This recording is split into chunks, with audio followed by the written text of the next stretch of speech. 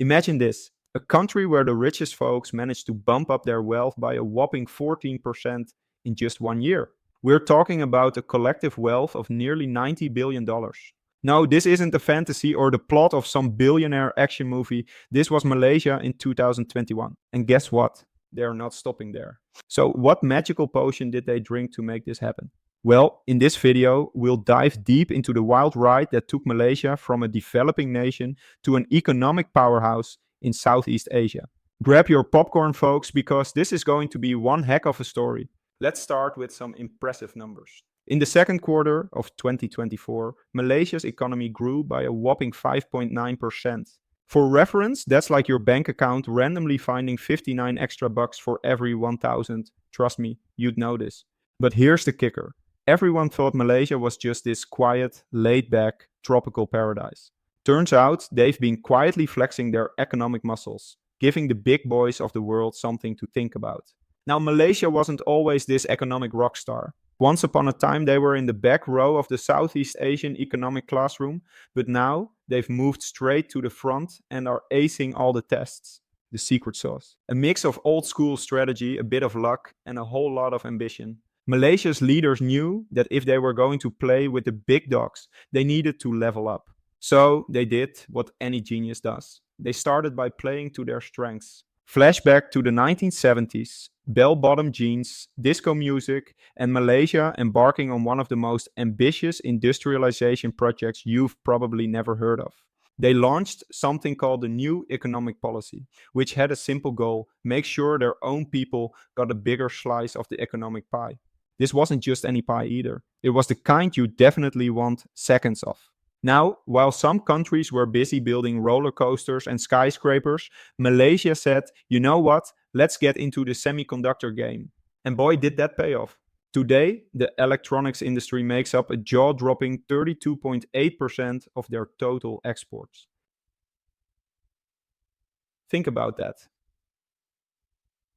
Malaysia is out here quietly supplying the tech world while everyone else is still trying to figure out how to update their iPhone. But it's not just gadgets. Malaysia also has one of the most solid banking sectors in the region. With over 25 commercial banks and 16 Islamic banks, their financial system is rocking a cool $480 billion in assets. And don't even get me started on their Islamic finance game. They're basically the LeBron James of that arena, dunking on the competition with their Malaysia International Islamic Financial Center.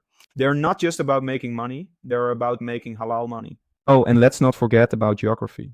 Malaysia is perfectly perched on the Strait of Malacca, one of the world's busiest shipping lanes. This means they've been making serious coin just by being in the right place at the right time, kind of like when you accidentally sit next to the birthday person at a party and end up with extra cake.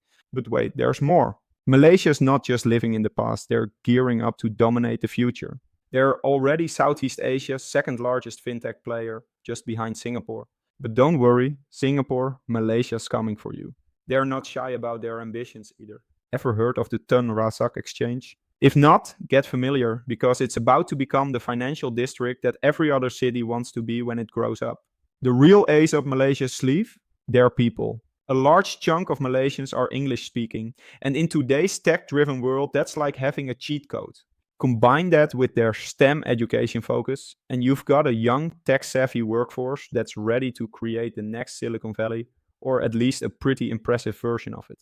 In fact, the government's so serious about this tech boom that they've set a goal for the digital economy to make up 25% of Malaysia's GDP by 2025. And they're creating 50,000 high-value jobs to make that happen. These aren't your run-of-the-mill fill-in-the-spreadsheet jobs. These are the kind of high-paying gigs that make you want to take out a new mortgage just because you can. Of course, every fairy tale has its bumps in the road. Malaysia's got a bit of a brain drain problem. Some of their brightest minds are flying off to greener pastures. But hey, with all the cool stuff they've got going on, who wouldn't want to come back home eventually? If they can keep that talent in the country, they're golden.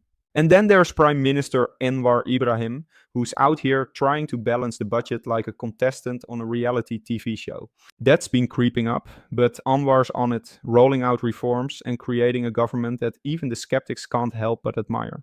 Plus, he's got this whole Madani economy framework thing, which basically says, let's grow, but let's make sure everyone gets a piece of the pie this time. You've got to respect a plan that promises both wealth and inclusivity. It's like promising a party with both cake and ice cream, everyone wins. So, what's next for Malaysia? Well, they've got their eyes on becoming a high income nation by 2028. If they pull it off, they'll go from being that tropical getaway to the place where millionaires are made. Not too shabby for a country that used to be known mostly for rubber and palm oil, right? Malaysia is on a rocket to the top, and it's taking its people along for the ride. Buckle up, because the future of Malaysia is going to be one wild, prosperous journey.